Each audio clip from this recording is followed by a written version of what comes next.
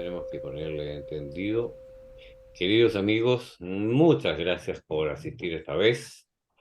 Especial gracias para nuestro anfitrión, don Oscar Torres, que hacía mucho tiempo que no lo veíamos. Le damos la más cordial bienvenida.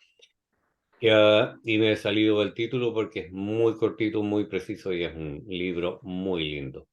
Una gran presentación que siempre, como siempre, la hará don Oscar Torres. El libro es Libro de Daniel. Don Oscar Torres, por favor. Muchas gracias, querido Víctor. Entonces, voy a compartir pantalla.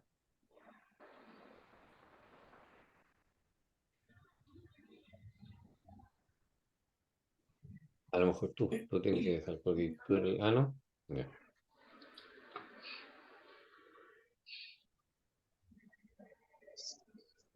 Se puede ver, ¿verdad? Ya estamos. Sí, muy bien. Perfecto. Exacto. Entonces, ok. Un gusto saludarles a todos.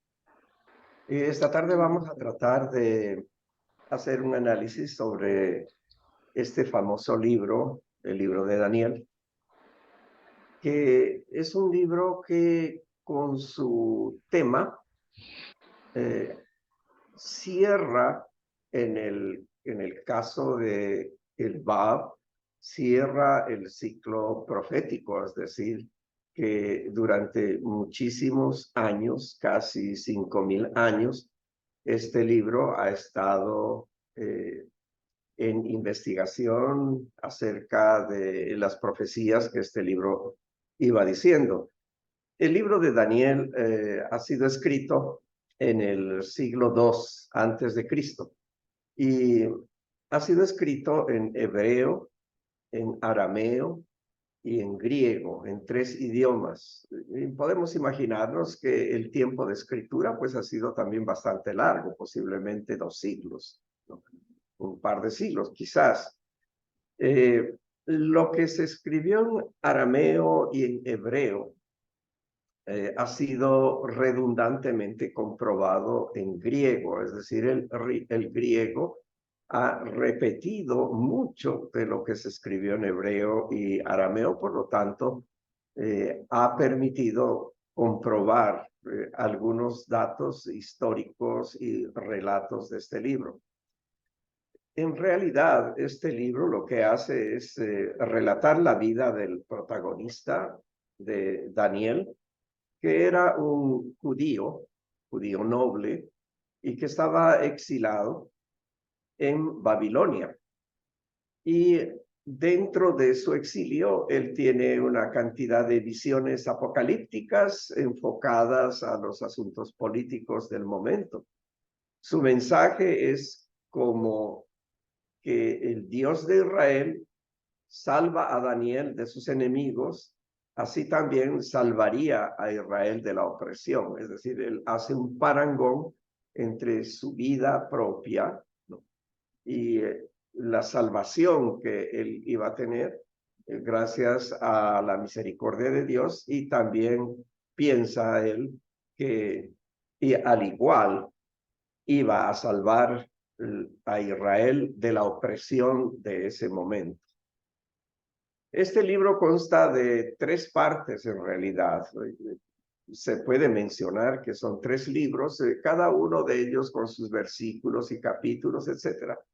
Pero para nosotros comprender, sin entrar en detalles, podríamos decir que la primera parte de este libro son 24 libros canónicos aceptados por los hebreos o los judíos, y que forman el Antiguo Testamento, o también forman la famosa Tanaj hebrea o la Torá.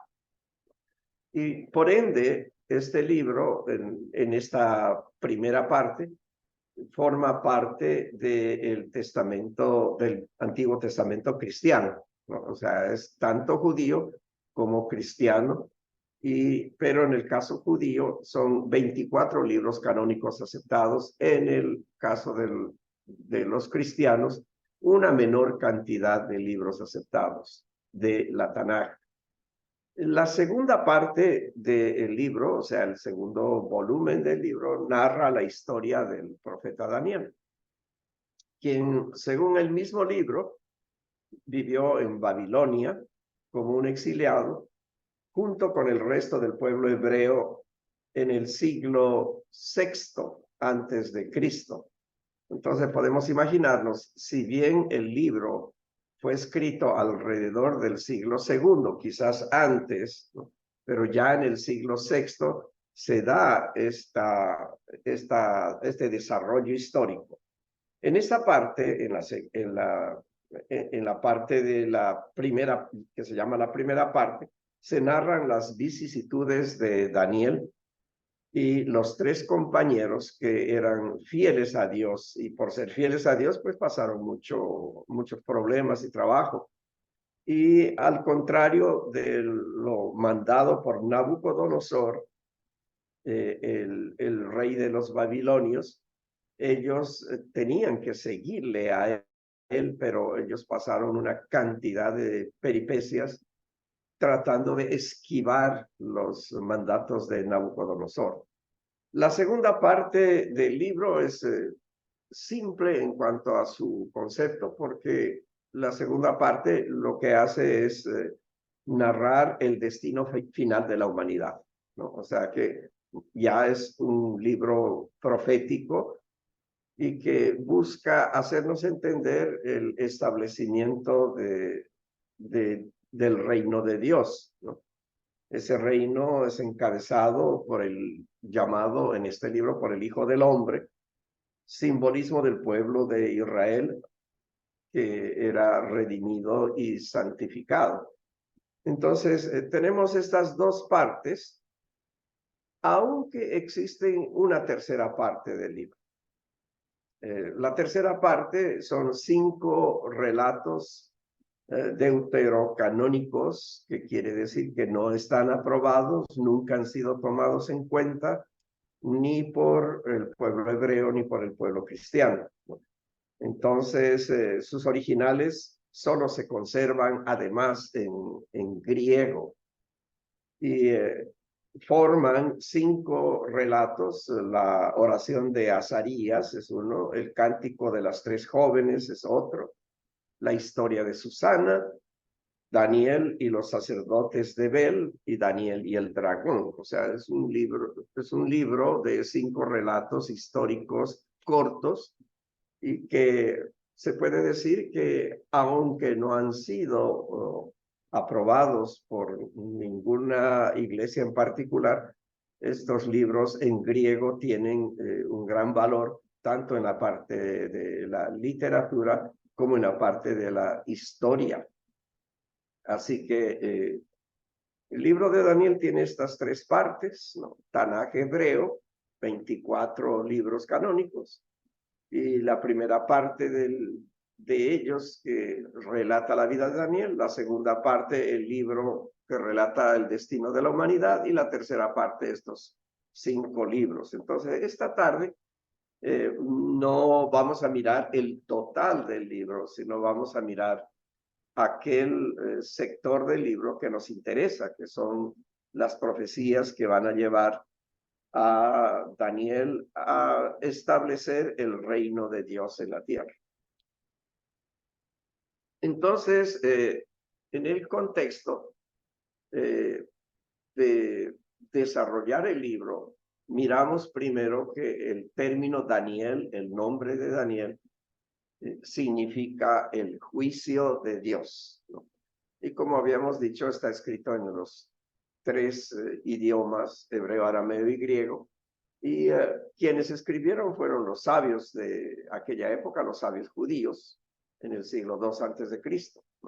Y escribieron acerca de las experiencias, la vida de Daniel, que vivió en el siglo VI, o sea, 4 siglos antes, vivió en Babilonia, exiliado, ¿no? Al igual que el resto del pueblo hebreo. El objetivo, como mencionamos, es mostrar el futuro de Israel e infundir una esperanza al pueblo judío en medio de la opresión, pero también señalar que hay un día del juicio, ¿no? Que este día del juicio ya viene, ya está cerca. Es más, es muy interesante para nosotros ver cómo Abdu'l-Bahá, al desarrollar los elementos del libro, él aclara mucho acerca de los calendarios y de las fechas de la llegada del día del juicio, ¿no? Y aclara acerca del significado del día del juicio. En el libro Respuestas o Contestación a unas preguntas.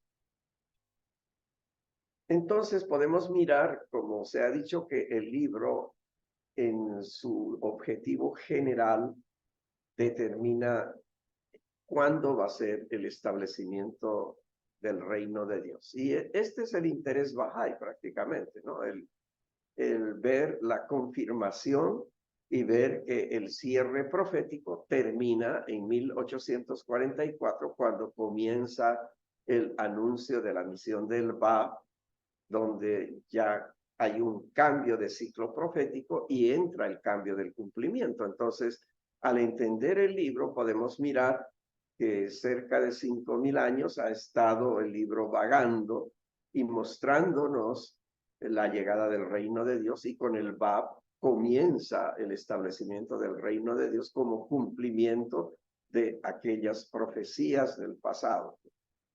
Y un dato interesante para mí fue mirar cómo el libro narra las visiones e interpretaciones de los sueños que tenía el rey Nabucodonosor, rey de Babilonia, y que llega un momento en que Daniel se atreve a interpretar bajo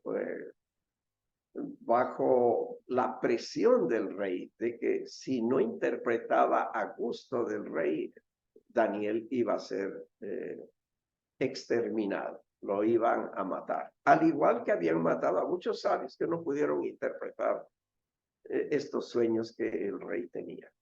Entonces, este es el contexto general del libro, ¿no?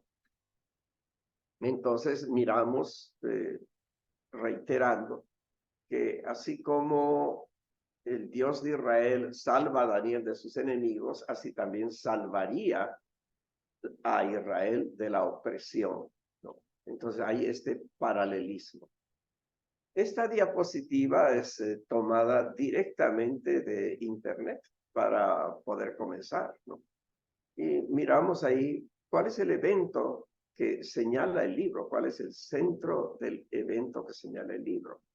Y eso está en Daniel capítulo 12, versículos 4, 9 y capítulo 13, en 2 capítulos. Y dice en el 4, pero tú, oh Daniel, cierra las palabras y sella el libro hasta el tiempo del fin. Este punto, Abdu'l-Bahá lo explica como es el término o fin del ciclo profético, ¿no? Pero tú, oh Daniel, cierra las palabras y sella el libro hasta el tiempo del fin. Muchos correrán de un lado para otro y se incrementará el conocimiento. Entonces, habrá movilización física de un lado para otro, y el conocimiento será incrementado, y estas serán muestras de que llega el tiempo del fin. Entonces, aquí podíamos ver dos cosas en este versículo.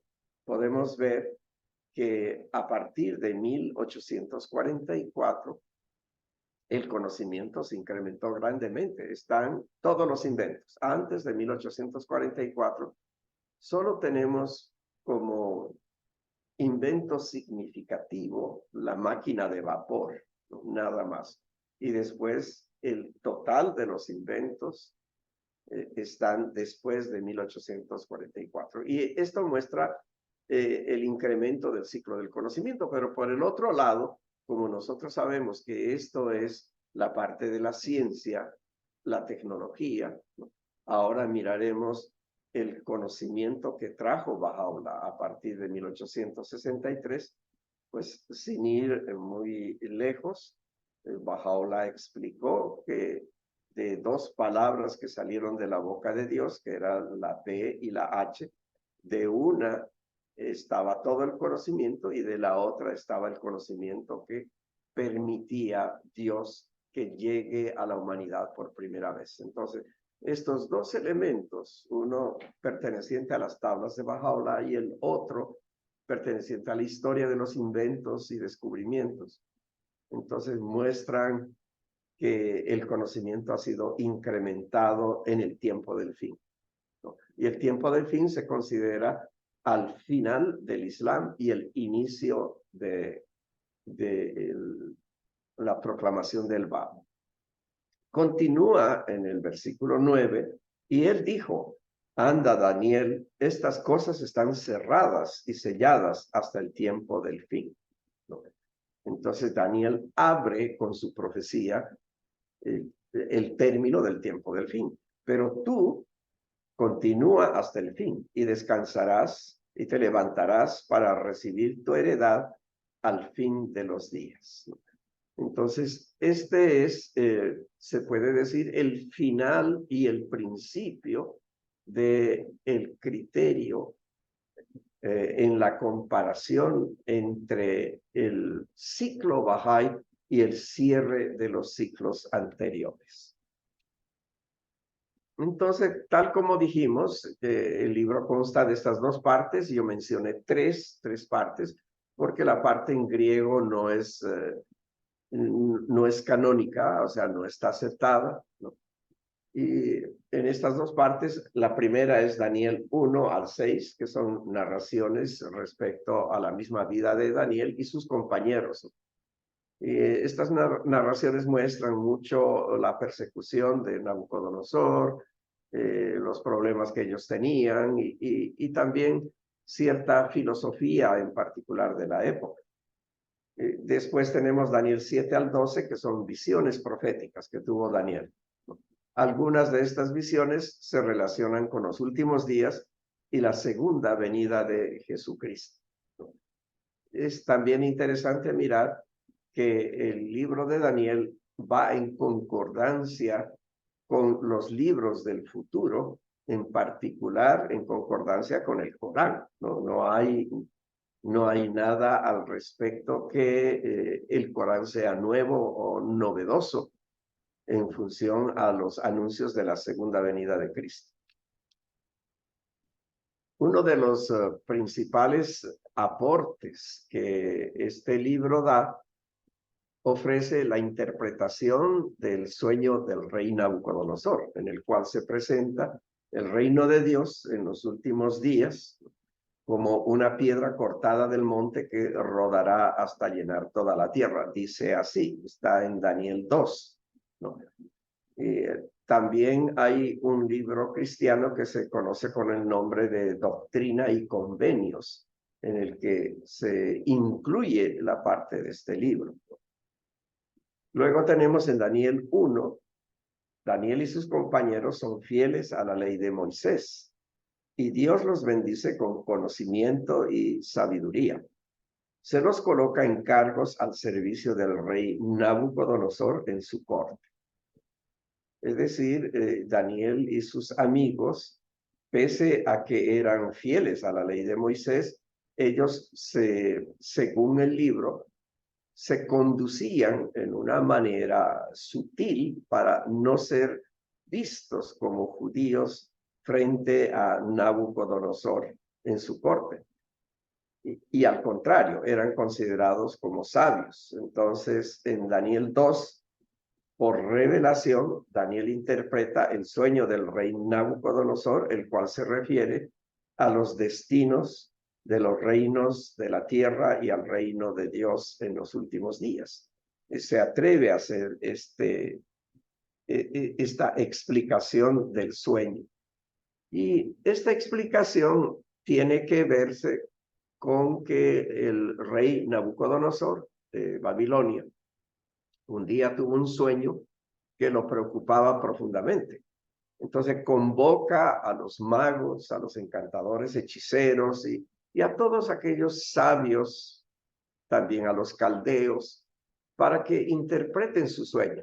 Pero exige que antes de que le digan qué es lo que era el sueño, que no era capaz de recordar. O sea que no era que él relataba el sueño y los otros iban a interpretar. Era más bien que ellos tenían que adivinar el sueño, ya que él tampoco se podía acordar.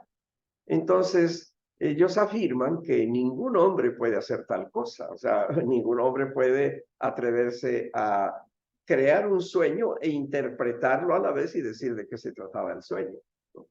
Entonces, afirman que ningún hombre puede hacer tal cosa y que Nabucodonosor ordena que sean ajusticiados. Entonces, mandaba a todo aquel que Nabucodonosor pedía, entre ellos hechiceros, magos, encantadores, etc., para que hagan esto, y cuando ellos se retractaban, Nabucodonosor los ajusticiaba, ¿no? Entonces, este decreto también recae sobre Daniel, que era considerado un sabio en el palacio, ¿no? Pero que no había estado hasta ese momento frente al rey.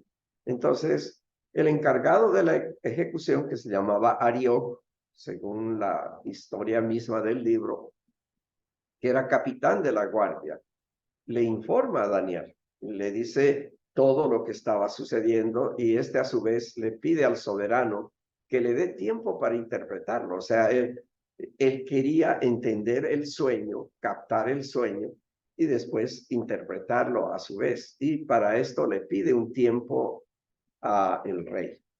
Esa misma noche, Daniel y sus compañeros, que eran Ananías, Misael y Azarías, oran a Dios profundamente, y esa misma noche la interpretación le es revelada a Daniel, según escribe el libro, ¿no? Quien compone una oración de agradecimiento por haber captado el sueño del rey y haber interpretado el sueño. Entonces se atreve después, al día siguiente, a relatar al rey. Entonces el relato de Daniel es el siguiente, ¿no? Daniel describe el sueño al rey, que consiste en la visión de una gran estatua, es decir, Daniel vislumbra en su sueño una gran estatua brillante, pero de un aspecto imponente, terrible, cuya cabeza es de oro, sus brazos y pecho de plata, el vientre y los muslos de bronce, las piernas de hierro y los pies de hierro mezclado con arcilla. Es decir, Daniel mira esta gran estatua, entiende esta gran estatua, la visualiza como que los distintos reinos que existen y que iban a existir, iban a cruzar distintas fortalezas por distintos metales, hasta llegar a los pies de la estatua, que iba a ser una mezcla entre hierro y arcilla, aspecto que le daba debilidad a la base, a los pies de la estatua. Aparece entonces una piedra, estando la estatua erguida, de pronto baja de un cerro y de una luz, y asimismo ve Daniel, baja una piedra que golpea, y esta piedra, entiende Daniel, que jamás había sido cortada por manos humanas. Y esta piedra va rodando hasta que golpea los pies de la estatua. Y al golpear los pies, como era de arcilla y hierro, la desestabiliza, se cae, la destruye, se desploma totalmente la estatua al suelo sin dejar ningún rastro, se hace añicos la estatua, y por último la piedra que había rodado y había golpeado los pies de la estatua se convierte en una montaña inmensa que llena el mundo entero. Y esto es lo que Daniel le va relatando al rey Nabucodonosor. Y entonces el rey, conforme con el relato del sueño, le pide que lo interprete. ¿Y qué significa esto que yo soñé? O sea que el rey asiente que él había soñado, pero que no recordaba, hasta que Daniel le hizo el recuerdo, y el rey poco a poco entendió que podía haber sido su sueño. Entonces Daniel lo interpreta y dice, se trata de 4 reinos sucesivos, comenzando con el de Nabucodonosor, representado por una cabeza de oro. El rey Nabucodonosor, en aquel momento rey de Babilonia, había hecho cantidades de asuntos en el reinado que le crearon mucha fama y le dieron mucha prestancia. Era uno de los mejores reyes que existían, ¿no?, en ese momento. Y, por ejemplo, él fue el constructor del Faro de Alejandría, de la Biblioteca de Alejandría, de los jardines colgantes de Alejandría. Entonces, el rey era famoso por haber estructurado una ciudad ideal para su pueblo, y el pueblo vivía feliz y lo quería mucho. Entonces, a esto Daniel interpreta como, oh tu rey, tu cabeza es de oro, ¿no?, y tú eres el reino de oro. Pero dice, después de ti vendrá un reino de plata y otro de bronce. El reino siguiente al de bronce será el de las piernas de hierro con arcilla, que será particularmente destructivo, como las armas de hierro, como el hierro, y frágil como el barro, que pretenderá unirse, pero por simiente humana, pero no lo logrará.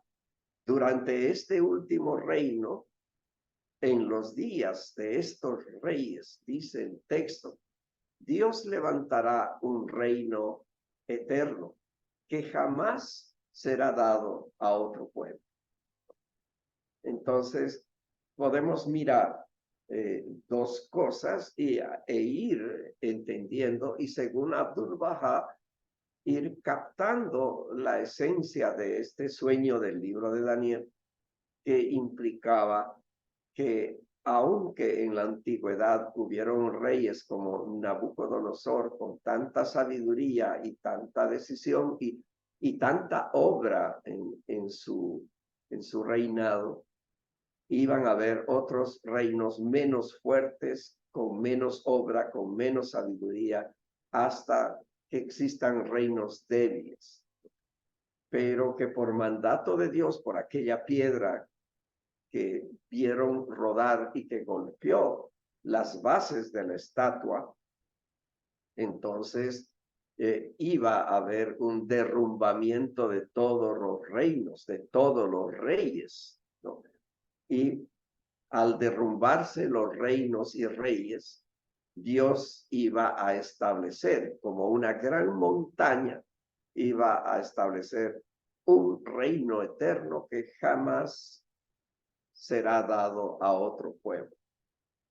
Entonces, esto es lo que Daniel interpreta, y el rey está conforme con lo que Daniel interpreta, y lógicamente le perdona la vida por esta interpretación y lo hace parte de la corte.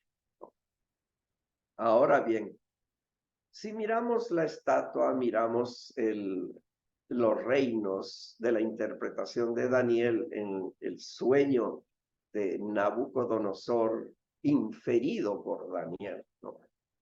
Entonces podríamos mirar que todos los pueblos del mundo están esperando dos reyes en realidad, ¿no? Esta mezcla de dos reyes. En la Torá se está esperando a Jehová de los ejércitos y el Mesías, ¿no? En el Evangelio se está esperando el retorno de Cristo y el Elías, el famoso profeta y filósofo antiguo. En el Corán se está esperando el Mihdi, o el prometido, y el Mesías. Y todos esperan, todos ellos en la Torá, Evangelio y Corán, todos esperan el tiempo del fin. Y esta explicación es de Abdu'l-Bahá en contestación a unas preguntas en la página 51, de las primeras ediciones de contestación a las preguntas. Posiblemente hay una variante de 1 a 2 páginas en las nuevas ediciones por el tipo de letra. Entonces, miramos que los reinos futuros, o sea, la construcción de los reinos futuros, está dada en la Biblia en adición a la interpretación del sueño de Nabucodonosor por Daniel, está dada por ciertos sectores que hacen hacer que sus correligionarios puedan estar atentos a la espera de 2 figuras en particular, de 2 reinos en particular. Luego tenemos el análisis de Mateo en el Evangelio, en el Nuevo Testamento, perdón. Cuando el Hijo del Hombre llegue en su gloria y todos los ángeles con él, entonces se sentará sobre su glorioso trono y todas las naciones serán reunidas delante de él. Para los bahá'ís esta cita es obvia, ¿no? O sea que no necesita explicación. Aunque Abdul-Bahá reitera su explicación, ¿no? Cuando el Hijo del Hombre llegue en su gloria. Entonces, para los bahá'ís, Baha'u'lláh es el Hijo del Hombre que llegó en su gloria. Y todos los ángeles con él. En palabras ocultas, en ediciones donde tiene la explicación en persa y en árabe, indica que ángeles son aquellos que tienen el amor de Dios, ¿no? Entonces, y si miramos esto y vemos que todos los ángeles con él, aquellos que tienen el amor de Dios, estarán acompañando al Hijo del Hombre que llega en su total gloria, ¿no? Y entonces se sentará en su trono. Entonces, trono implica será el rey, ¿no? Y todas las naciones serán reunidas delante de él. He aquí, yo envío a mi mensajero y él preparará el camino delante de mí y vendrá de repente a su templo el Señor a quien vosotros buscáis y el mensajero de la alianza en quien vosotros os complacéis. He aquí viene, dice el Señor de los ejércitos. Esto está en Mateo 24, entre Mateo 25, 24 y Lucas 21, encontramos referencias de esta cita y una referencia de Lucas, referencia cruzada, que sostiene lo mismo, ¿no? Entonces, miramos que el establecimiento del reino nuevo, aquel establecimiento que dice Daniel, el establecimiento del reino de Dios, ¿no? La construcción de Dios en su poder está dada desde la Biblia en Mateo doble 24, 25 y Lucas 21, ¿no? En adición a esto, Abdul-Bahá hace la explicación de que si bien todos están esperando 2 reyes, 2 mensajeros, y Abdul-Bahá aclara quiénes son, y tal como coloqué en la transparencia, Abdul-Bahá textualmente menciona a ellos, ¿no? Y dice al final que todos esperan el tiempo del fin. Entonces, ahora miramos que hay ciertas pruebas de todo esto que Abdul-Bahá anuncia, y Abdul-Bahá también explica acerca de estas pruebas de que la manifestación de Cristo anunciada en las profecías de Daniel se refiere a la llegada de aquel Mesías prometido en todas las religiones. Y dice en Daniel, para iniciar esto, en Daniel capítulo 9, sabe pues y entiende que desde la salida de la orbe para restaurar y edificar a Jerusalén hasta el Mesías príncipe, habrá 7 semanas y 62 semanas. Se volverá a edificar la plaza y el muro en tiempos angustiosos. Jerusalén fue destruida 2 veces. Dentro de Jerusalén, la destrucción fue crítica al devastarse en dos oportunidades el templo de Salomón.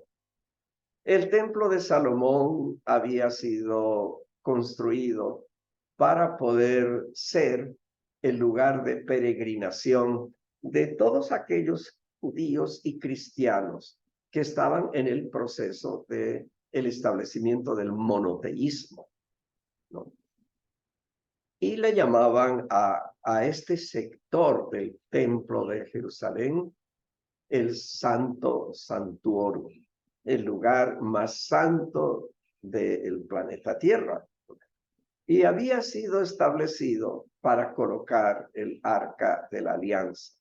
Pero con la primera destrucción, el Arca de la Alianza fue saqueada y fue eliminada y no se sabe dónde quedó. Y el Arca de la Alianza era la caja entre de maderas finas y oro que Dios mandó construir a Moisés para poder tener las tablas de los 10 mandamientos bajo seguridad. Entonces, las tablas de los 10 mandamientos en el Arca de la Alianza construida por los judíos, en particular un artesano asignado por Moisés. Esto está en Deuteronomio y está un detalle, pero absolutamente interesante, ya que Deuteronomio muestra inclusive el tipo de metal, el tipo de madera, las dimensiones de la caja para poder colocar las tablas de los 10 mandamientos.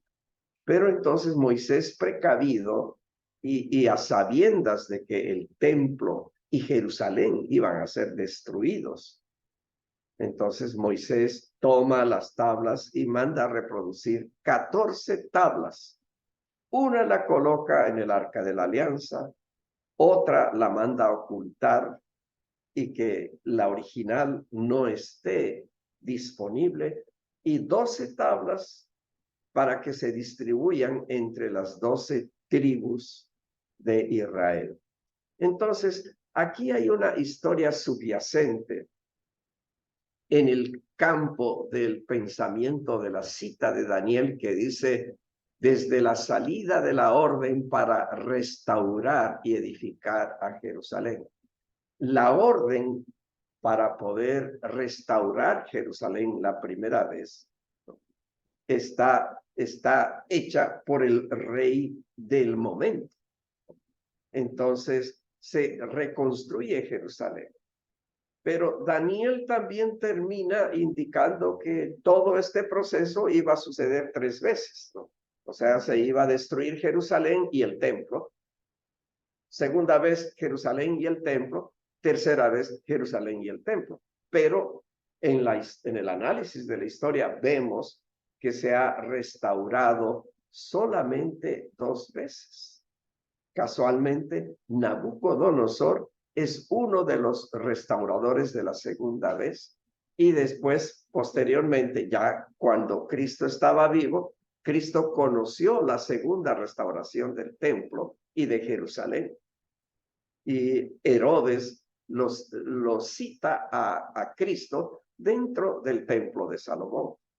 Entonces, ese templo y la cita de Daniel tienen una relación estrecha histórica, porque había que esperar la salida de la orden para restaurar y edificar el templo de Salomón, es decir, edificar Jerusalén, hasta el Mesías príncipe. Entonces sabe pues y entiende que desde la salida de la orden para restaurar y edificar a Jerusalén hasta el Mesías príncipe habrá 7 semanas y 72 semanas.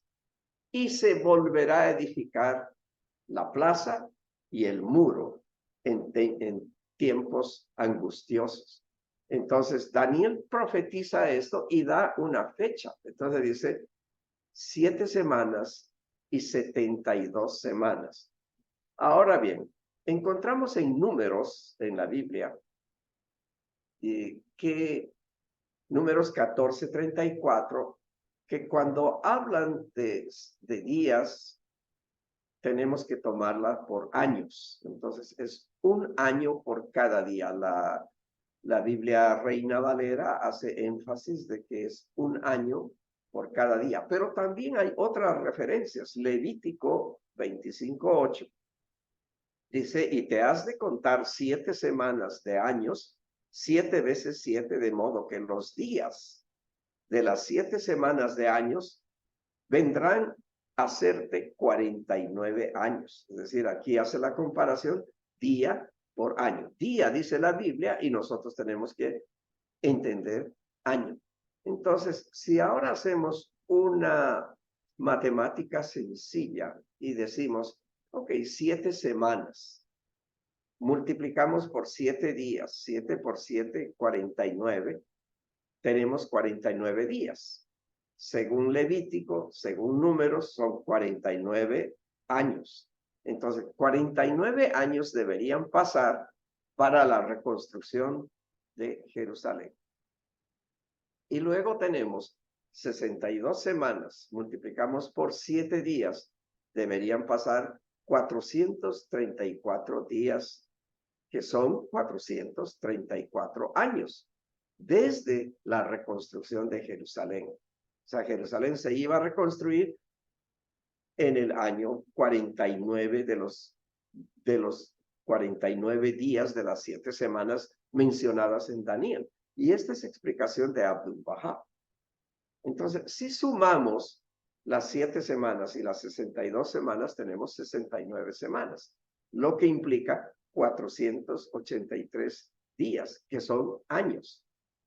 Y que este sería el periodo hasta la ascensión de Cristo, más una semana que tuvo el proceso de la ascensión de Cristo, tenemos las 70 semanas o los 70 años, ¿no? Entonces, como esto es tan complejo, pese a que Abdu'l-Bahá lo ha hecho muy sencillo en respuestas a unas preguntas o contestación a unas preguntas, solamente hasta aquí voy a pedir que podamos mantener en mente las 70 semanas para la reconstrucción del templo, o los 483 años, equivalente a las 70 semanas. Entonces, esto nos va a llevar hasta la ascensión de Cristo. O sea, cuando Cristo da su mensaje y pasa un año y asciende, entonces contamos 483. Entonces, esto es lo primero que hay que mantener en mente. Entonces, aquí miramos, dejando un momento en paréntesis la matemática de esos años, miramos que hay una prueba de la manifestación del Bab en las profecías de Daniel, ¿no? Entramos nuevamente a Daniel y dice, y oí un santo que hablaba, y otro de los santos dijo a aquel que hablaba, ¿hasta cuándo durará la visión del continuo sacrificio y la prevaricación asoladora que pone el santuario y el ejército para ser hollados?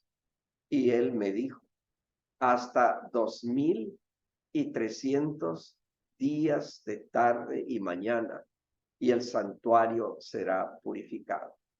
Entonces, este es otro punto. Por un lado tenemos una memorización de 70 semanas, equivalente a 483 años, que lo tenemos que ubicar en la mente. Y ahora tenemos 2300 años para que el santuario sea purificado y mejore. ¿Hasta cuándo va a haber este sacrificio? ¿Hasta cuándo esta injusticia? ¿No? Dice Daniel, y él mismo indica, hasta 2300 años. Y que en 2300 años se iba a dar la visión para el tiempo del fin. Es decir, ya nosotros hemos analizado el significado del tiempo del fin, que es el final de la era profética, que se cierra esta era con Daniel y se abre la era del cumplimiento con el Bab en 1844. Entonces tenemos 3 elementos numéricos hasta ahora, ¿no? un elemento numérico, son 70 semanas que nos muestran que el templo iba a ser reconstruido, edificado, y también Jerusalén. Luego tenemos 483. ¿Qué era 483? Era de la orden del rey para la reconstrucción nueva, porque ya el templo había sido, y también Jerusalén había sido destruido una vez. Ahora venía un edicto, y se llama el edicto de Artajerjes, que era el rey en ese momento, y que se inicia en el año 483. Y ahora dice, y de ahí entonces, ¿cuándo vendrá la purificación del santuario? Entonces nos llevan hasta 2300 años. Entonces, todas estas profecías están dadas en el libro de Daniel.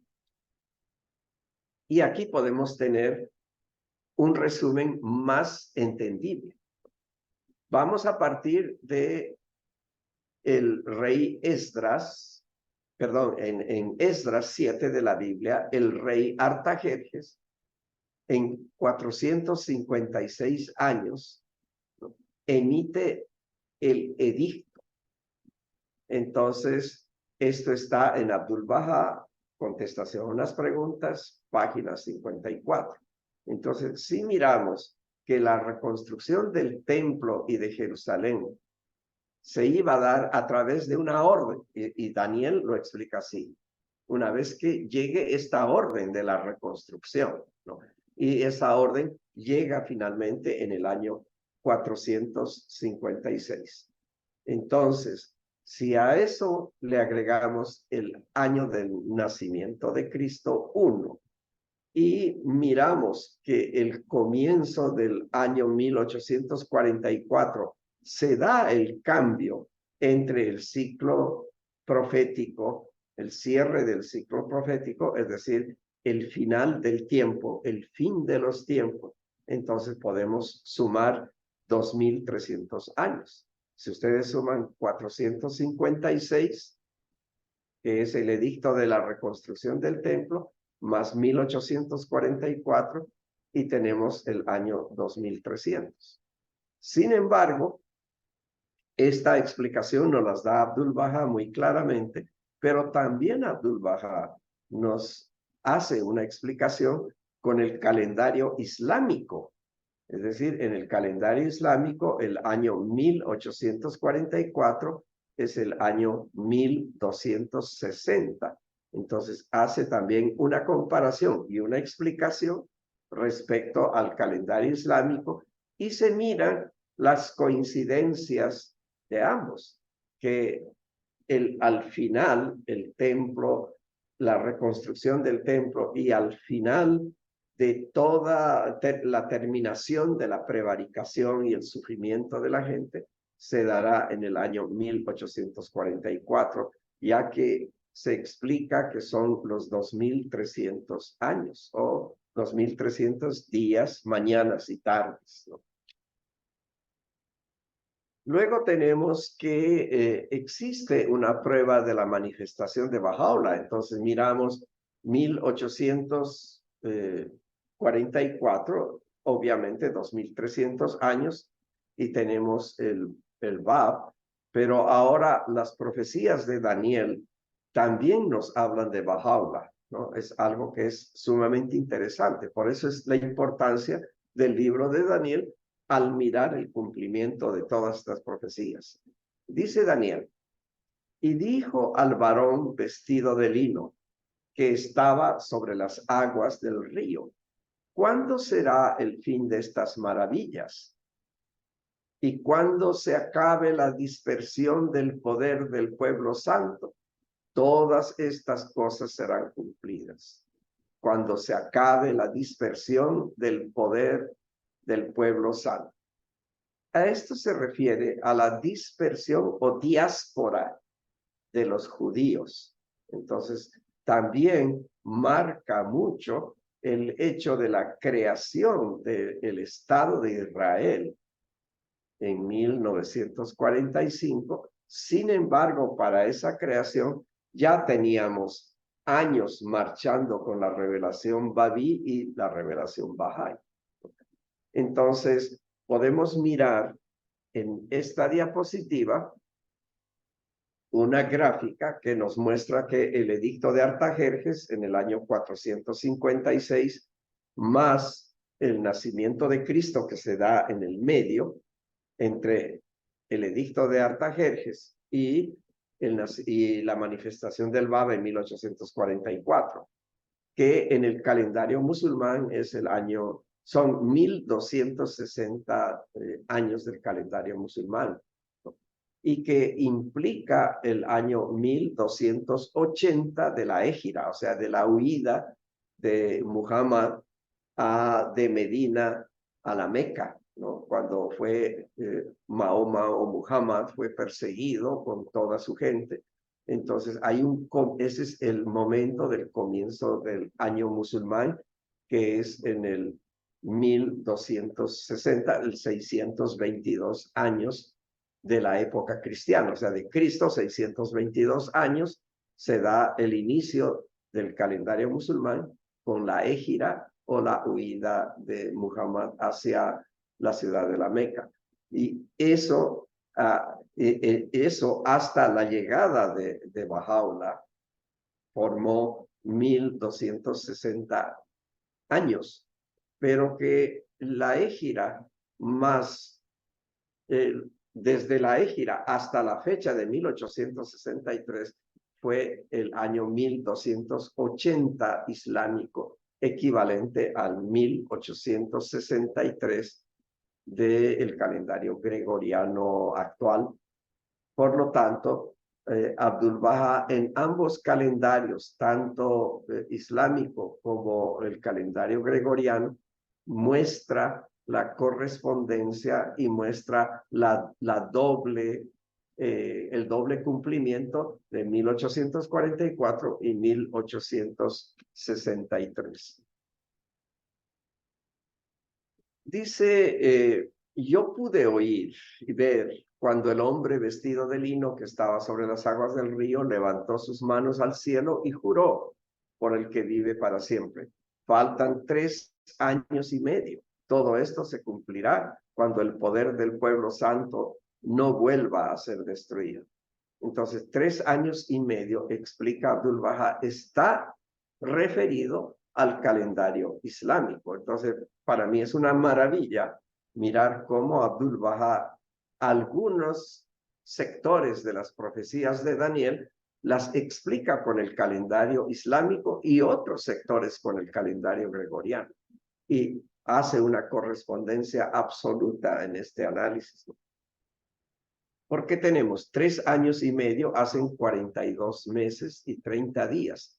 Lo que hace son 1260 días. Es decir, los meses en el calendario islámico tienen 30 días. Entonces, por eso, 3 años y medio hacen 42 meses. Los multiplicamos por 30 días uniforme del calendario islámico y tenemos 1260 días.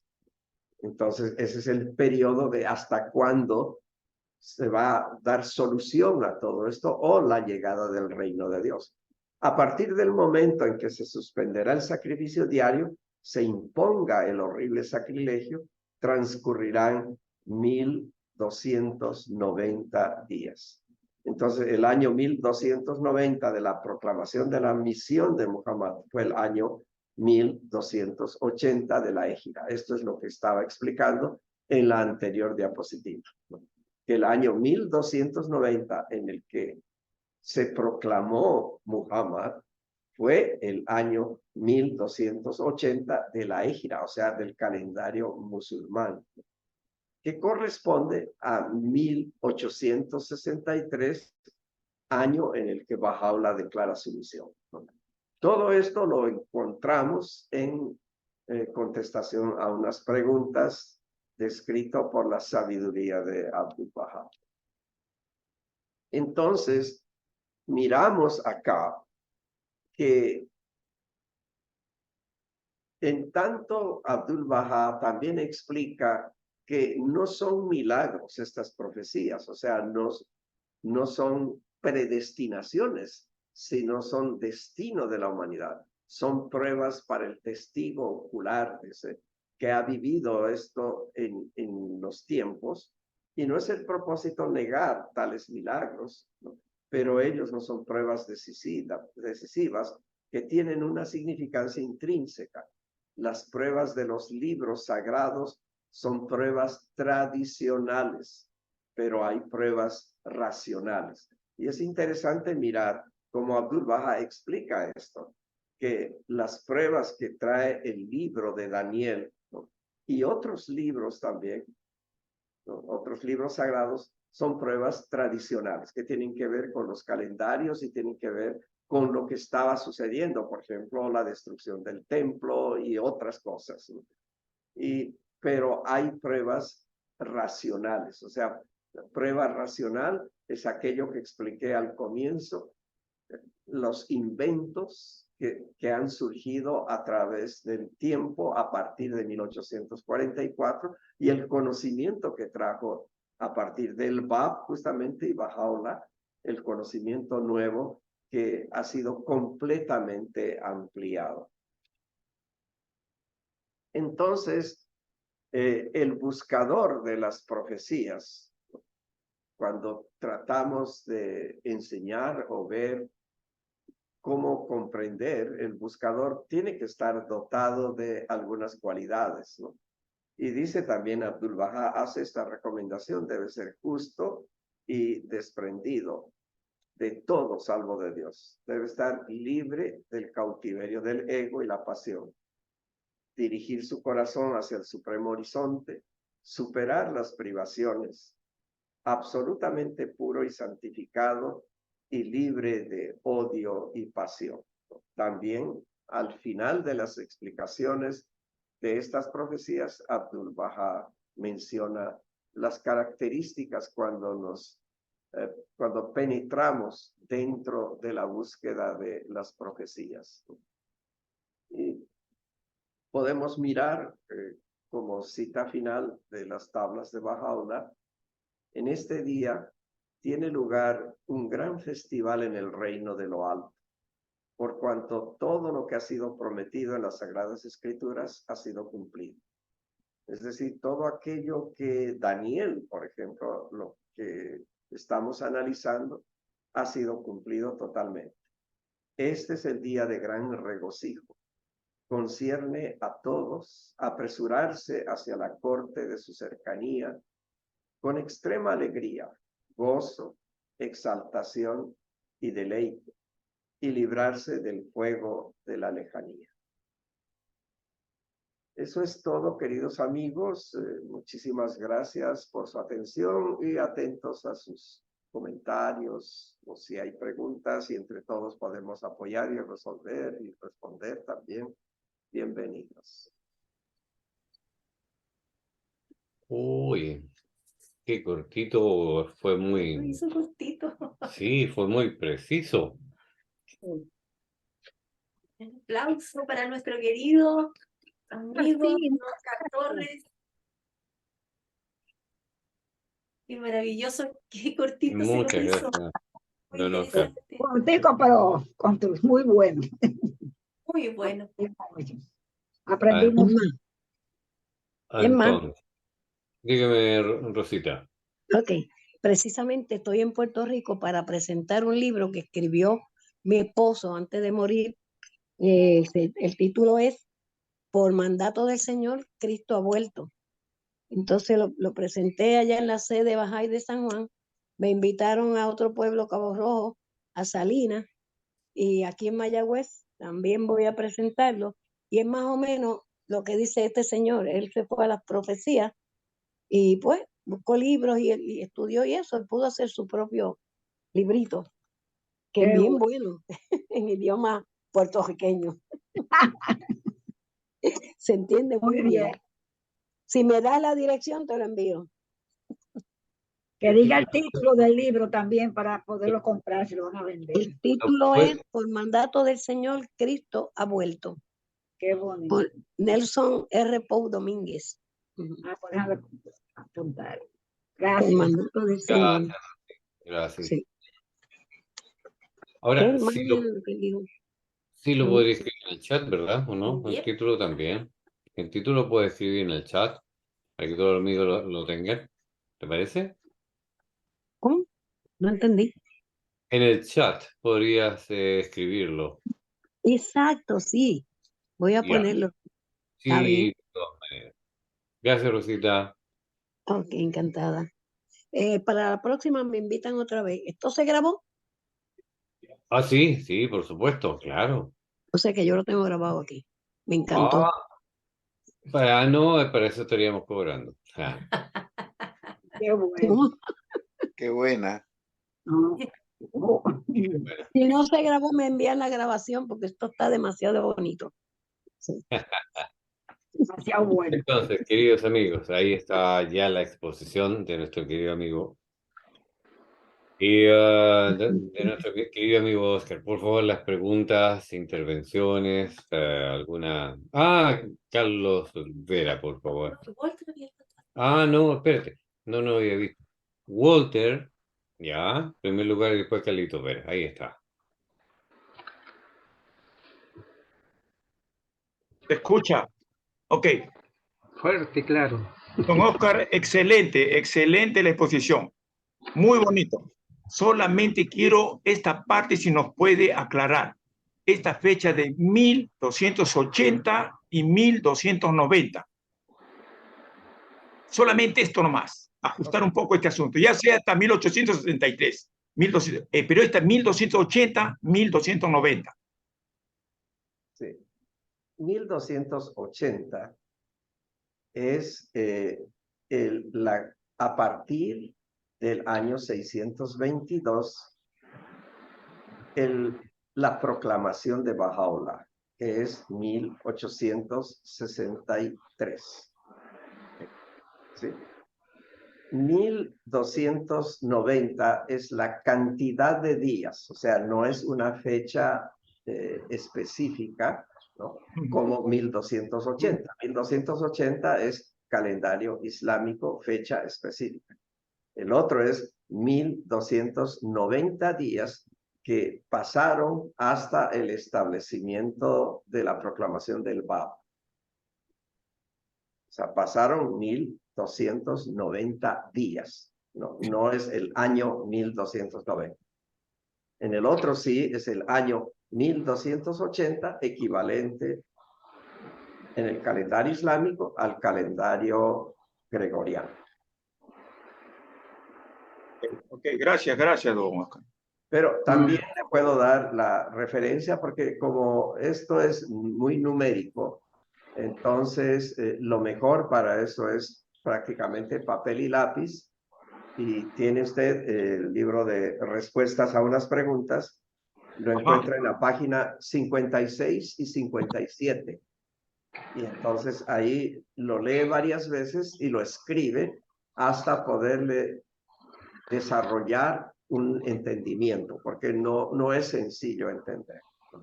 Así es. Sí, ¿Correcto, Walter? sí, gracias, muy amable. Carlitos y después nuestro querido amigo Manuel. Yo a don Oscar agradecerle porque esto también ha estado en mi corazón desde muchos años atrás. Y, y cuando llegué, gracias a Dios, a la fe Bahá'í, entendí la profecía de Daniel. Porque la leí en el Corán, la leí en el Antiguo Testamento y en el Nuevo Testamento. Entonces decía, ¿cómo entiendo esto? Entonces un día, estoy igual que Daniel, no entiendo nada.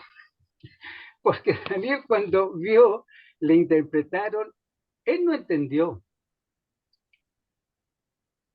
Y le dijo, escribe, porque no es para tu tiempo, es para el tiempo del fin. Y uno se pregunta, ¿cuál es el tiempo del fin?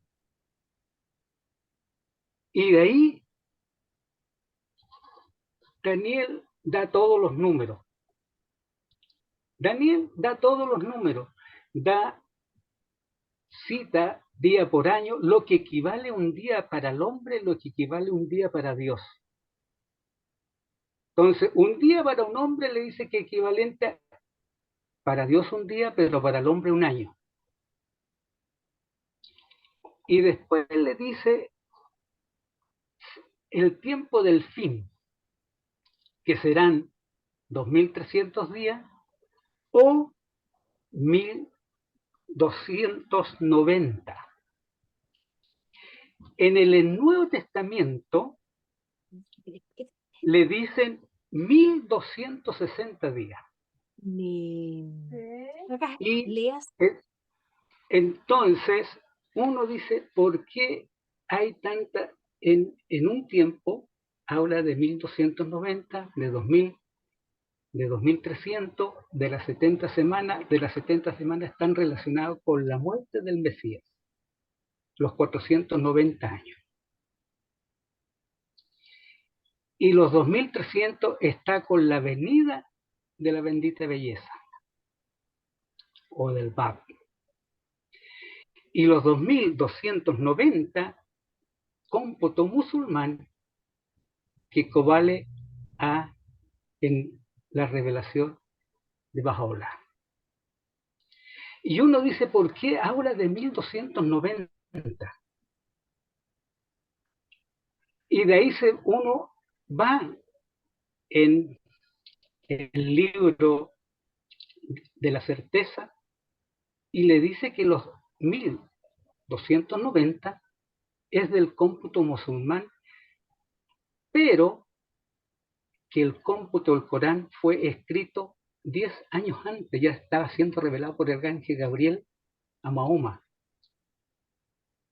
Pero para el cómputo musulmán fue cuando Mohammed salió de la Meca hacia Medina en el 622 del calendario gregoriano. Entonces tenemos 10 años que no están registrados, pero el Corán científica que 10 años antes de la Égira ya Mohammed recibía el mensaje del ángel Gabriel. Y entre la revelación del Bab a la declaración de Bahá'u'lláh fueron 19 años. Y Bahá'u'lláh dice que a los ojos de Dios esa fecha equivale a 20 años. Y uno se pregunta por qué él dice que a los ojos de Dios esta fecha vale 20 años. Porque si sumamos 1260 la aclaración del Bab, 1863 de Bahá'u'lláh, pero los 10 años antes de la revelación que no está registrado en el Corán, suman los 30 años. Y si sumamos 1260 más 30, los dan 1290 y coincide con lo que dice el profeta Daniel, que serán 1290 días o años. Entonces, después, él le dice, para ser más certero aún todavía, que cuando el Bab fue a la Meca y circundó la Meca, le dijo ahí, yo soy el prometido, 3 veces se los repitió. Y nadie tomó atención.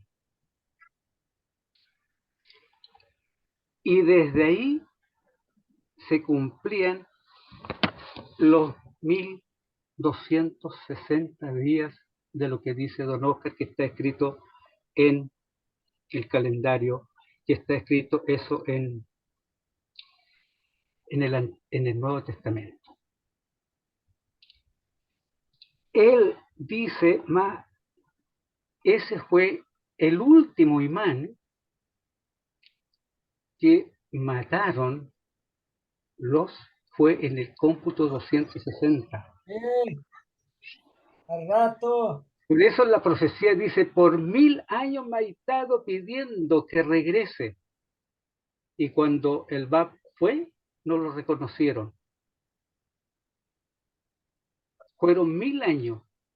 Calza tan bien que el mismo Bab está diciendo, por 1000 años me ha estado pidiendo que regrese. Cuando yo le dije que regresara, nadie me creyó. Ahora 1000 años.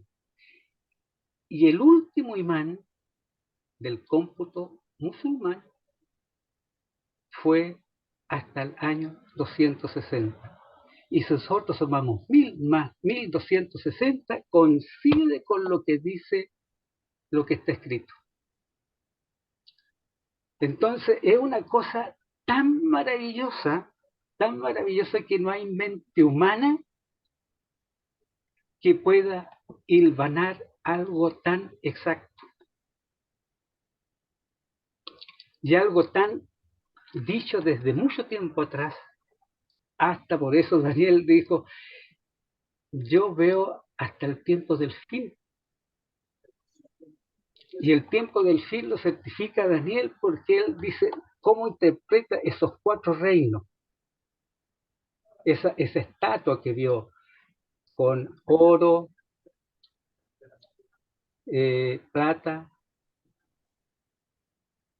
cobre, hierro y barro con hierro.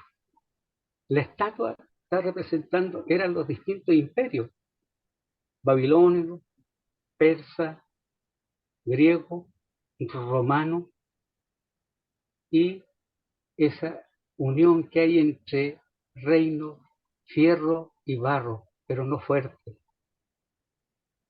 que es el tiempo que estamos viviendo hoy día. Pero muy bien dice, esa piedra que cayó en los pies simboliza lo que nosotros muy bien sabemos, y lo que está escrito en los textos sagrados de la fe. Es realmente, es un tema apasionante, investiguen los amigos, y es realmente, es la llave de los misterios.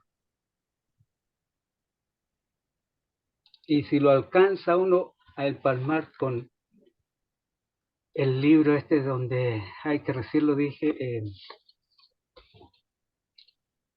donde se habla todas las profecías, el libro de la certeza, más contestación con algunas preguntas, realmente se les va a aclarar, pero les va a quedar sumamente claro estos términos. Eso quería aportarle un poco más a la excelente exposición de Don Oscar. Muchas gracias. Gracias, Carlito. Querido Manuel, por favor. Muy buenas tardes a todos. Bueno, le quería contestar, precisar, ser más directo y más concreto a lo que preguntó Walter, si usted me permite, Oscar. Primeramente, agradecerle todos los datos que ha dado, que realmente es muy complicado y más hacerlo a través de cómo lo estamos haciendo, todos estos datos, pues recibirlos, si no está uno metido en varias dispensaciones, porque aquí se están tocando varias dispensaciones, el judaísmo, el cristianismo, el islam y la fe bahá'í. Este es el problema que apunta ahora Carlos, que dice que es difícil hilvanarlo. No, difícil hilvanarlo lo tienen los demás, porque es imposible cuadrar estas profecías sin tener conocimiento del Bab y Bahá'u'lláh. Es imposible, porque estamos tocando 2 calendarios, calendario solar y calendario lunar.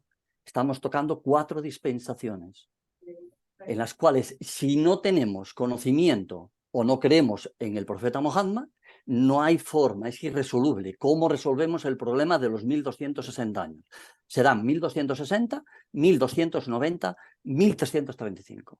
1260 es del Bab, como bien apuntó Oscar, 1290 es sobre Bahá'u'lláh, que ahora te diré justamente de dónde salen los 1290, aunque lo apuntó Oscar, pero hay un puntito ahí que ha faltado.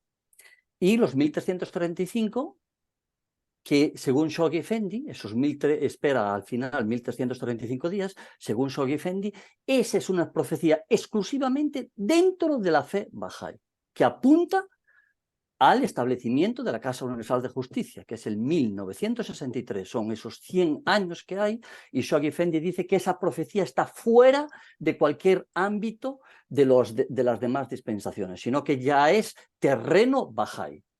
Vale. Aparte de eso, los 1290 es que falta un dato. Mohammed, como bien apuntó Óscar, la égira, el calendario musulmán comienza en el año 622. Si Dios quiere, para la semana que viene, esto se puede estudiar un poco mejor. Pero, eso es cuando salió la égira, cuando salieron ellos de la Meca a Medina. Pero es que Mohammed se rebeló antes. Se reveló en el año 610, es cuando recibe el espíritu de Gabriel. 610. Bien, ¿cómo resolvemos esto? Abdul-Bahá dice que no es en el 610, es en el 612 cuando Mohammed declara por fin su declaración. Esos son los 10 años.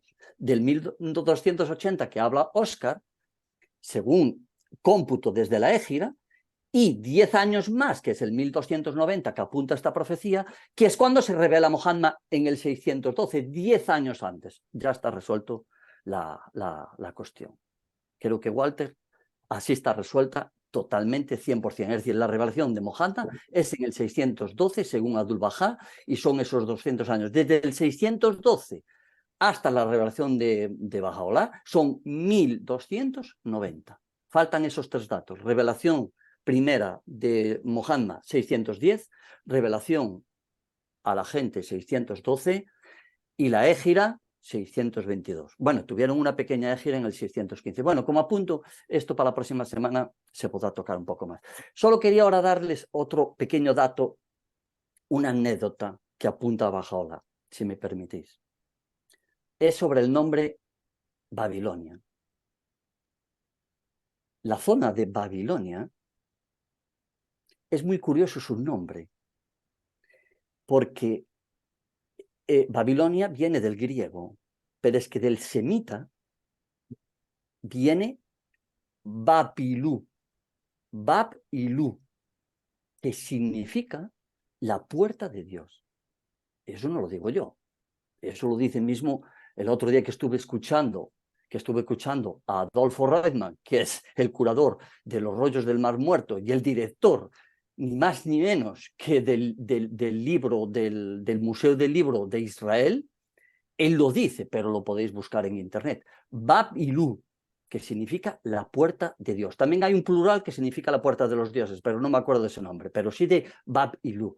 Es increíble que en el año 1290 o 1863 Bahá'u'lláh va y revela en Babilonia, en la zona del Tigris donde está Bagdad, revela que él es la manifestación de Dios, es decir, es la puerta también de Dios que nos lleva. Es decir, es impresionante el propio nombre, cómo nos lleva hacia Bahá'u'lláh.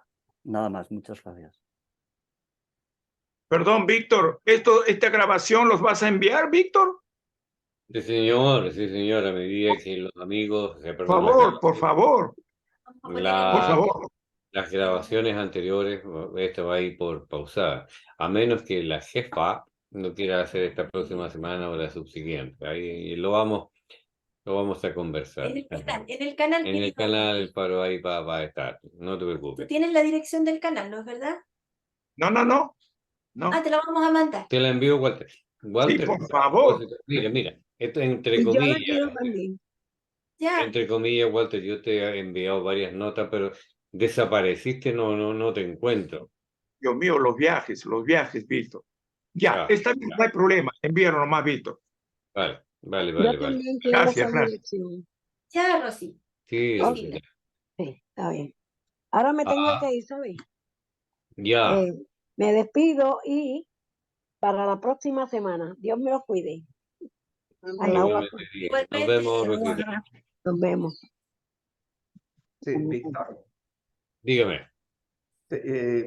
Yo quiero agradecer en forma especial a Manuel López, a Carlos Vera, que han hecho explícita esta charla. Me he limitado mucho con el aspecto numérico justamente para no confundir, pero ellos lo han hecho de una manera genial.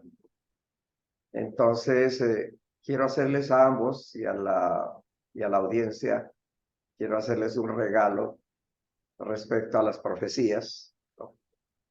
Y estoy seguro, con mucha seguridad, que quizás han leído la respuesta y asociando la tarde con el análisis de profecías. El regalo es este. En el templo de Salomón ha sido destruido 2 veces y proféticamente se indica que iba a ser reconstruido 2 veces. La pregunta es esta. En la tercera construcción del templo se dará el establecimiento de Dios en esta tierra, según las profecías. La pregunta es si el centro mundial y todo el desarrollo que hay cercano a Israel se constituye o está en algún lugar de los escritos la constitución de la reconstrucción o erección de un nuevo templo, como un nuevo templo. No sé si alguno de ustedes ha entrado en este estudio, en este campo, pero yo he recibido muchas preguntas, en particular de judíos, muchas preguntas al respecto de que si el centro mundial es la construcción del nuevo templo, la reconstrucción del templo de Jerusalén.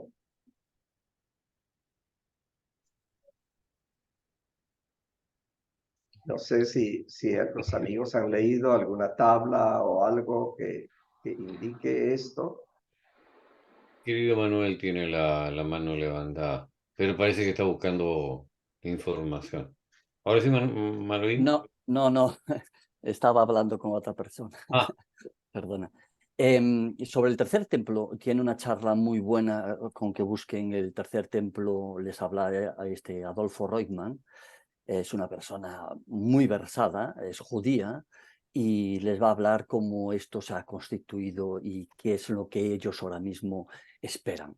Pero bueno, lo de la construcción del primer templo, el primero lo sabemos quién fue. Fue David, el Salomón, el que lo construyó. Después fue destruido por este que has hablado ahora muy bien, Óscar, por Nabucodonosor, y fue reconstruido cuando llegó Ciro y acabó con el imperio neobabilónico, pues aparece Ciro y les permite a Esdras reconstruir no solo ya el templo, sino que es cuando se empieza a construir lo que es casi prácticamente el canon de la Biblia hebrea, porque hasta ese momento, pues en cierta manera eran papiros que estaban sueltos por ahí, y ahí se empieza a reconstruir, y Esdras dice que ha tenido una revelación y que empieza a reconstruir todo eso, y es cuando también aparece el Pentateuco, porque hasta ahora el Pentateuco prácticamente no existe, el Pentateuco no existe, perdón, el Pentateuco no, el Deuteronomio. Pentateuco sí que son los 5 libros, pero el Deuteronomio es un libro que aparece después de Babilonia. Ahí es cuando se empieza a construir el segundo templo, pero vamos a ver, ¿pero qué órdenes hay de Dios de una construcción de un templo, de un segundo, de un tercer templo? Pero es que no lo hay. De hecho, ellos mismos consideran que el templo es destruido porque lo que hace el pueblo judío es adorar a varios dioses y no adorar al Dios único. Es decir, no hacen lo que le llaman Ejad y lo que es adorar al Dios único, sino que hay adoración a varios dioses. Aquí Daniel nos muestra, y si leemos a Daniel, vemos que hay momentos donde Nabucodonosor dice que cree en un Dios único. Vamos, pero es que esto no se lo cree Daniel. El que está escribiendo Daniel es que no se lo cree ni él mismo, porque Nabucodonosor jamás creyó en un solo Dios. En cambio está escrito. ¿Cómo resolvemos el problema de que este libro está escrito 130, como bien apuntó Óscar, y en cambio está relatando historias del año 400 y pico? Es un problema de resolver. Un problema a resolver. Quiere decir que no es Daniel el que está escribiendo esto, sino que es un sacerdote judío que está metiendo datos que evidentemente Daniel no tenía conocimiento y se colocan aquí. Eso no invalida el libro para nada. Complementa y si nos vale el dato, nos vale. Eso no tiene nada que ver con las profecías que después vienen aquí, en absoluto, no lo hay que echar para abajo. Pero el segundo templo cuando se reconstruye, por culpa de lo que ellos consideran de que habían adorado a varios dioses, les deja Ciro retornar, que también se considera Ciro, que es cuando aparece, ¿cómo se llama? Que es el ungido, y que también es ungido por Dios. Sabéis que Ciro fue ungido también por Dios, y los judíos hasta llegaron a creer que era el Mesías, porque les deja construir este templo. Entonces vuelven a reconstruirlo, porque ya creen en un Dios único. Dios les da esas bendiciones y lo reconstruyen. Bueno, pero ¿qué pasa ahora? Viene Jesucristo y en el año 70 Tito va y se carga todo, otra vez el segundo templo. Y ellos dicen que, ¿qué pasa aquí? ¿Cómo es que el segundo templo se ha caído? Porque ellos no creen en Jesucristo en absoluto y aún hoy en día siguen sin considerar que Jesucristo es el Mesías. Evidentemente la viña del Señor es ese tercer templo que ellos están esperando. Bueno, perdonar que me extienda, pero es que es un tema que a mí me apasiona y me vuelvo loco con esto. Y otra vez felicitaciones, Óscar, porque yo no habría hecho esto bajo ningún concepto, ponerlo aquí en internet bajo ningún concepto. Eres un valiente haber hecho esto. Bueno, el regalo que les tengo es la confirmación de lo que Manuel explica, muy bien explicado, ¿no?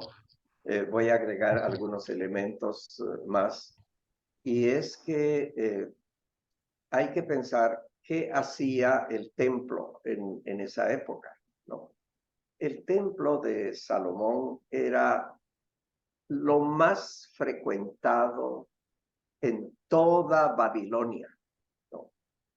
Totalmente frecuentado, es decir, venían de todos los reinos y venían con doble propósito.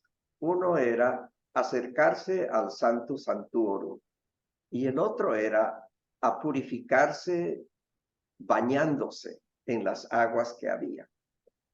Traían agua desde Nazaret y otros lugares hasta el lugar de la emplanada de Moriah, donde estaba el templo.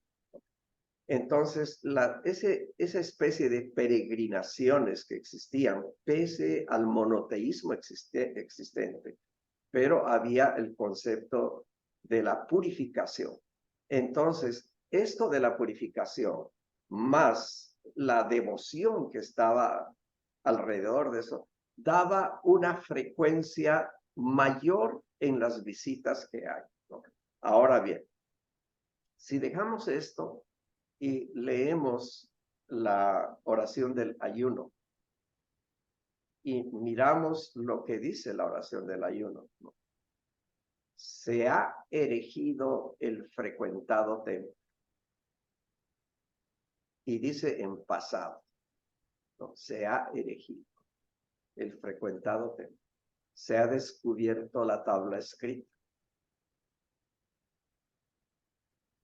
Entonces, podemos mirar con mucho más fuerza que el centro mundial que está en el Monte Carmelo, toda su estructura es aquel frecuentado templo y sigue siendo frecuentado, ¿no? Y ha sido erigido nuevo. Entonces, no hay otra explicación.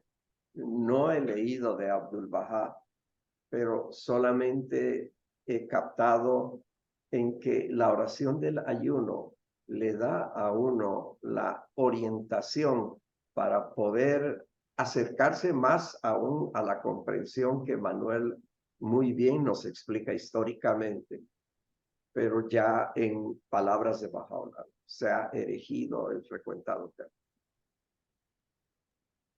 Claro, es que es un reino, es un templo espiritual. Es que el templo de ellos lo destruyó Jesucristo. Antes de que apareciera Jesucristo, hubo una cuestión muy importante en el movimiento judío, que aparecen los rabinos. Y los rabinos destrozan el templo de Jerusalén, porque lo que han constituido ellos es un pensamiento donde lo que es la teshuvá, lo que es el perdón de sus pecados, no pasa por ir a Jerusalén, pasa de construir ciertas sinagogas donde ellos pueden ir allí, porque antes no había sinagogas, antes había un templo, Jerusalén. El centro era Jerusalén. Pero justamente antes de aparecer Jesucristo, todo el orden, como bien apunta en el 182 Bajaola en el Actas, el orden es movido, empieza a moverse todo, empieza a moverse, a moverse, a moverse, aparecen los fariseos, los rabinos, y empieza a moverse el mundo judío. Se les empieza a caer todo.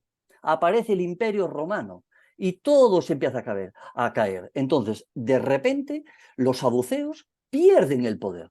Ya la gente no va al templo de...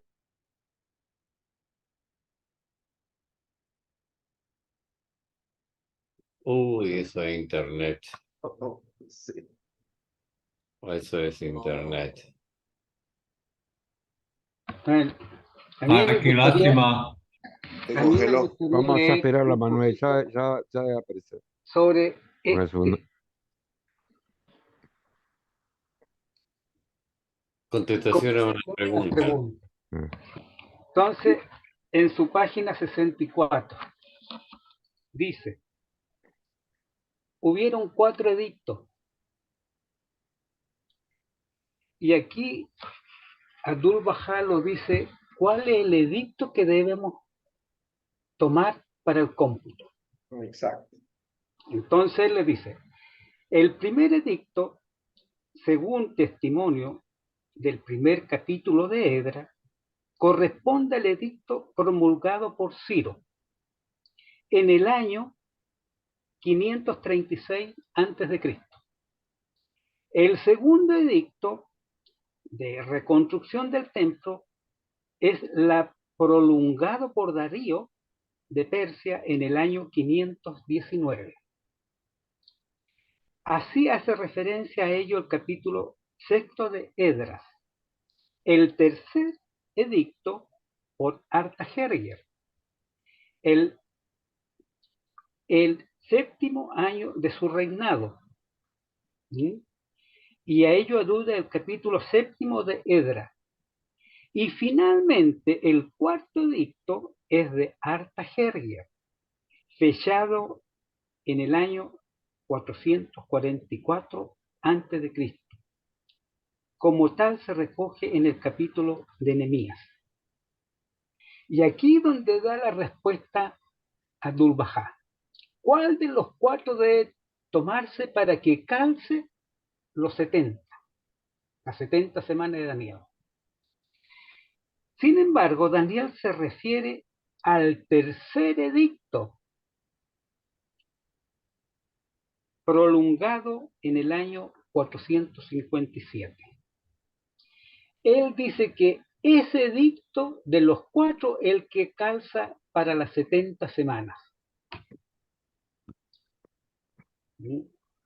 Eso lo dice Contestación en unas palabras en la página, o le digo al tiro el número, en número 10.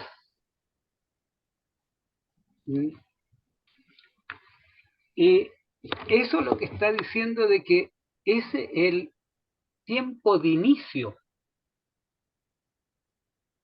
Y cuando tú tomas el tiempo de inicio del 457, calza matemático los 70 semanas hasta la muerte del Mesías Príncipe, calza matemático 1844 y calza matemático los 2360 días, y calza también los 2290, los 2260.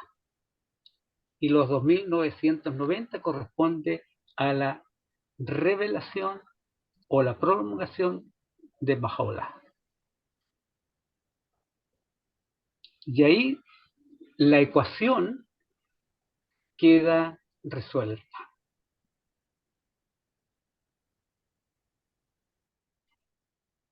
Ok.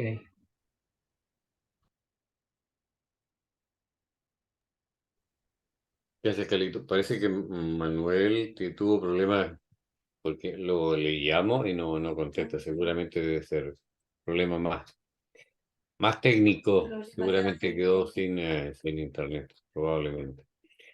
Bueno, sigamos amigos, con más preguntas, otra intervención. ¿Alguien la va a realizar?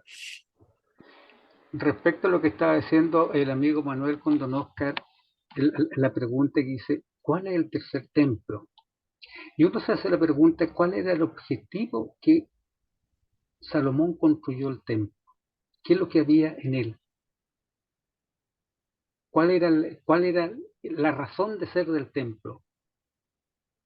Y después cuando uno estudia a Cristo, le dice a los sacerdotes, hay hecho una cueva de ladrones la casa de Dios. Y hoy día uno se pregunta, los judíos sí hablan del tercer templo y ellos lo hablan, y uno como Bahá'í entiende de que hoy día el arca está en el Monte Carmelo, que uno cree, la ley de Dios está en el Monte Carmelo, y ahí van todos los pueblos del mundo.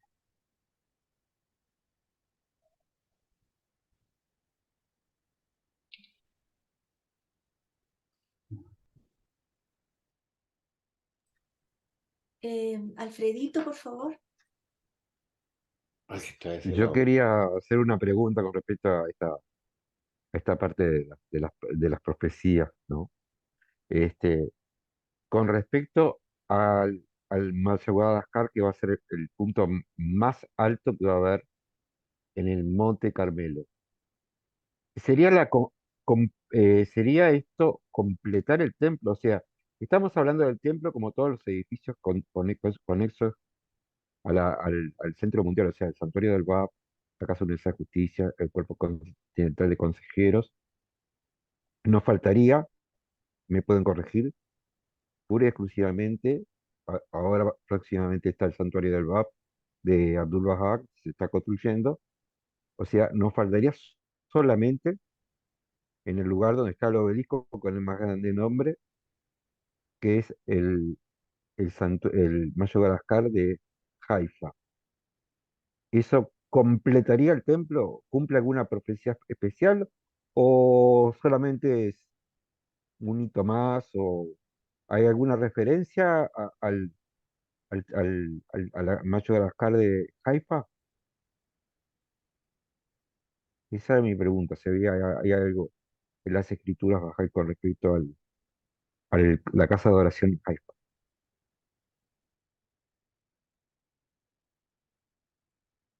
Bueno, voy a dar mi opinión.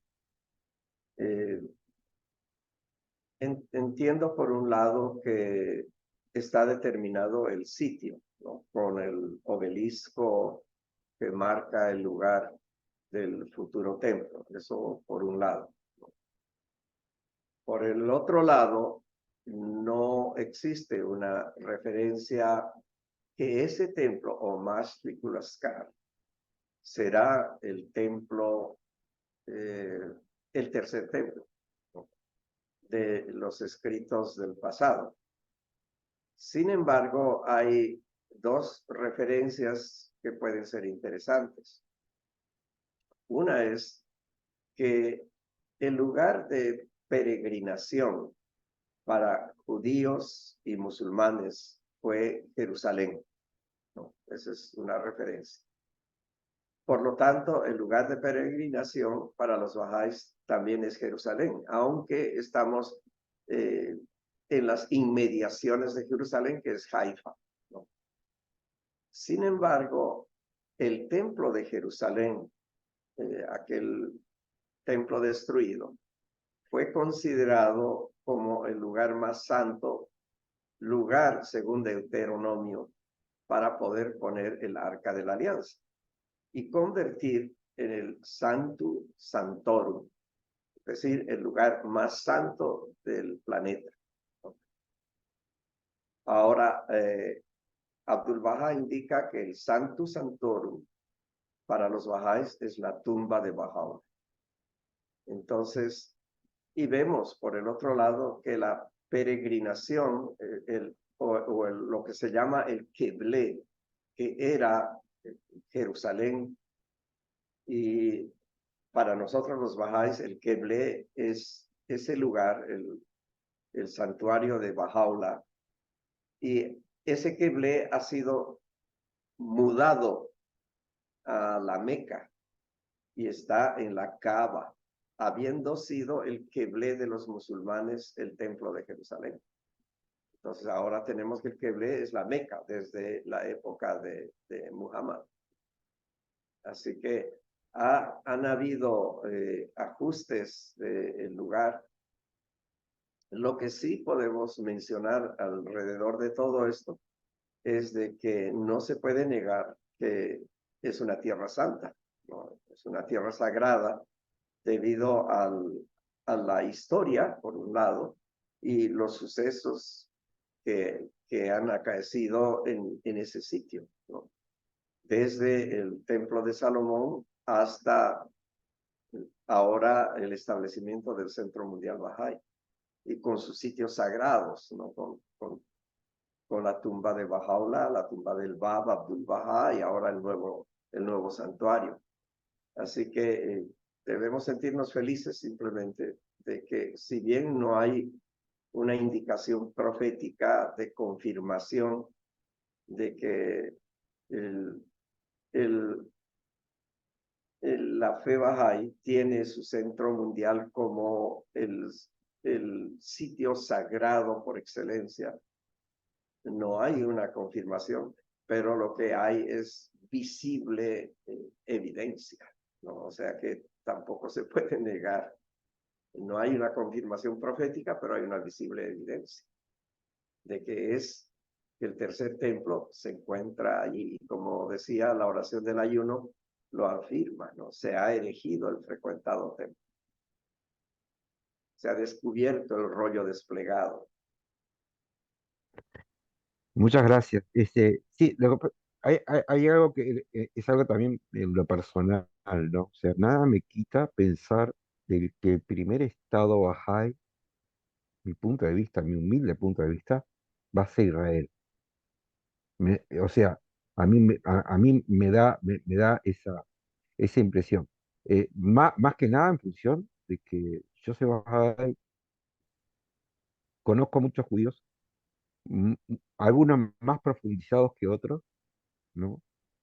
Y mi conocimiento sobre la fe es limitado, pero de alguna manera eh, las pocas tablas o las pocas precisiones que hago en referencia a la unidad de la humanidad, a que Dios profesa una sola religión, muchos rabinos me dicen, realmente, y al decirle, me preguntó qué creía, ¿no? Entonces le dije sencillamente que era Bahá'í. Entonces dice, es que los Bahá'í saben más del, de- del judaísmo que, muchos judíos. Y creo que es una gran verdad, porque no todos los judíos conocen bien de su religión, ¿no? Y ahí pasó a preguntarme, por supuesto, si había conocido Haifa, le contesté que no, y ahí me contestó de que es un lugar de reverencia y de mucha admiración por parte de los judíos. Una vez me invité a un amigo judío, no rus, ¿no? Porque él siempre nos usábamos invitaciones en los años nuevos judíos. Cuando me venía Año Nuevo Judío, me mandaba para allá, me mandaba sus alimentos y las tradiciones judaicas, ¿no? Y yo de muy buen agrado recibía los regalos y me mostraba sus tradiciones. Entonces, en un momento dije, bueno, Jaime, es hora que me acompañes al centro Bahá'í a conocer nuestro Norrus. Y me dijo algo muy lindo, muy bueno, está bien, de acuerdo, dice, bueno, yo no voy a hacer nada si no es con la autorización de mi rabino, ¿no? Entonces fue el rabino y me dice, Alfredo, dice, vos sabés que el rabino me dice, anda, anda nomás porque esos bajáis son unas personas muy buenas. Son unos judíos, mire el término que me dio él, Oscar, me dice, son unos judíos raros, pero yo diría que son bien judíos. Estuve y disfruta de esa fiesta y trata de tomar todo el conocimiento posible porque es muy buena gente. Bueno, ahí me encontré, gracias a Dios, como sucede en todas las religiones, se ve que era un judío, un rabino muy abierto y que también tenía una avidez por la investigación independiente de la verdad. Eso no me quita que en el mundo judaico, de gente muy sabia, haya muchos que tomen el camino de la fe. Bueno, nada más quería decir eso. Digo, en realidad, aquí que la comunidad judía es muy grande, es bien conocida la fe Bahá'í, no por lo mismo Bahá'í, sino porque todos los judíos que han estado alguna vez en Monte Carmelo me hablan maravillas de ese lugar. He escuchado por gente que no es Bahá'í, es algo que para nosotros nos debe llenar de orgullo, porque aparte te dicen, cada vez que voy, cada vez está más lindo. Siempre me dicen eso. Así que bueno, nada más. Me voy a retirar, buenas tardes, que voy a una fiesta y si no me vería, bueno. Bye. Ah, buena fiesta, que sea de muy buena Chao, consulta Juanita. y que sea muy Bye, provechosa. bye. Gracias Pase por bien. todo. Muy Bueno, interesante todo. no se me vaya la parte social, que es la mejor de todas las fiestas. De todas las fiestas. No se me vaya la parte social, que eso es el final. Queridos amigos, me voy a retirar. También tengo una Muchas reunión, gracias, así don que Oscar. un verdadero placer estar con ustedes, saludarles Felicitaciones, don Oscar.